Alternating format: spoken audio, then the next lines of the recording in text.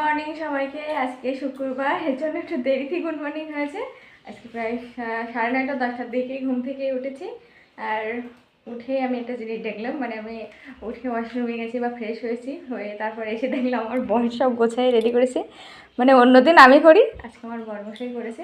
ও প্রায় মাঝে সাথে এরকম করে, কিন্তু যখন বাসায় থাকে সেই ক্ষেত্রে করে, আর যখন ওনার বাড়িতে থাকে বা হচ্ছে আমার শ্বশুর বাড়িতে, এই জন্য আমি অনেক সকালে ঘুম থেকে উঠি, 6টার দিকে উঠে এনে কাজ বাজ করতে হয়, এগুলো করে তারপর ও তো একটু দেরিতে ঘুম থেকে উঠে, প্রায় 7 8টার দিকে ওঠে, এই জন্য ও দেখি সব কিছু গুছাই তারপরে আসে। তো আজকেও সে এখানে এরকম করলো। তোমাদের কার সাথে কীরকম হয় অবশ্যই কমেন্ট করে জানিয়ে। ঘুম থেকে দেরিতে উঠছিলাম বলে আজকে ভাত রান্না করা হয়নি, এমনি কলা রুটি তৈরি করে দুজন খেয়েছি। তারপরে হচ্ছে দুপুরে রাত্রির জন্য একেবারে রান্না করে রেখেছি। রান্না করেছিলাম হচ্ছে চিংড়ি মাছ আলু দিয়ে, আর ডাউল ছিল, ডাউল রান্না করেছি। আর স্নান করে এখন খাওয়া দাওয়া শেষ। তারপর ভাবলাম যে তোমাদের সাথে শেয়ার করা হয়নি, তাই আবার ভিডিও করতে বসে গেলাম। যেহেতু আমার আগের কিছু ভিডিও আছে, সেগুলো হচ্ছে ভিডিও এডিট করা হয়নি। আর আজকে আমি অনেকদিন বাদে, কালকে রাতে সারা রাত কিন্তু 7টাতে বৃষ্টি হয়েছে প্রচুর পরিমাণে, যেমন মেঘ ডেকেছে তেমন বিদ্যুৎ চমকাইছে, তেমন বৃষ্টি হয়েছে। তোমাদের ওদিকে কোথায় কোথায় এমন বৃষ্টি হয়েছে হচ্ছে কমেন্টে জানিও। আর তার থেকে বড় কথা হচ্ছে যে আমরা যে বাসাতে থাকি, মানে যে এলাকাতে থাকি, সেখানে কিন্তু প্রায় একটু নিচু মতন, সেখানে একটু ডুবে যায় বৃষ্টি হলে। এখন যেহেতু সকালে একটু জল কমে গেছে, সকালে একটু বেশি ছিল, এখন জল কমে গেছে।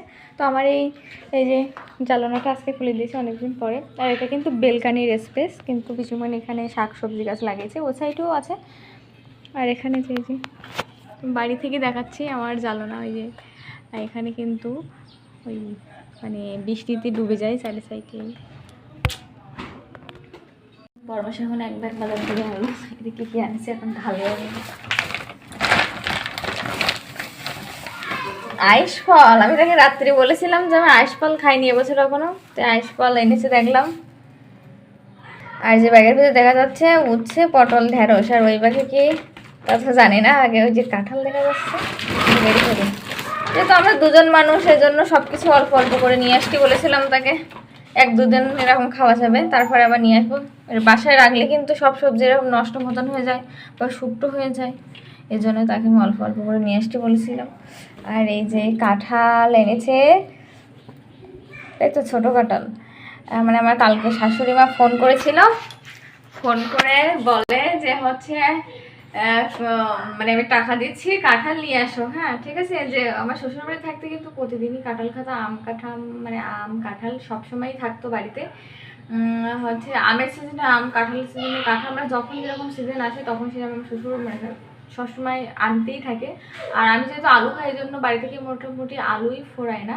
তো যেহেতু আমি এখানে এসেছি, এখন একদিনও কাঁঠাল খাইনি। হ্যাঁ খেয়েছি তা না, হয়তো পিসিমণি আমাকে দিয়েছিল কাঁঠাল, তাই আমি খেয়েছিলাম, কিন্তু এখনও যে নিয়ে এসেছে তা এখনও খাইনি। তাই আজকে হচ্ছে যে কাঁঠাল নিয়ে আসলো, এই কাঁঠালটা ভেঙে দেখাবো যে কেমন। এই ভেঙে আনছিলেন, এই যে ভেঙেও আনছে দেখছি, যাক ভালোই হলো।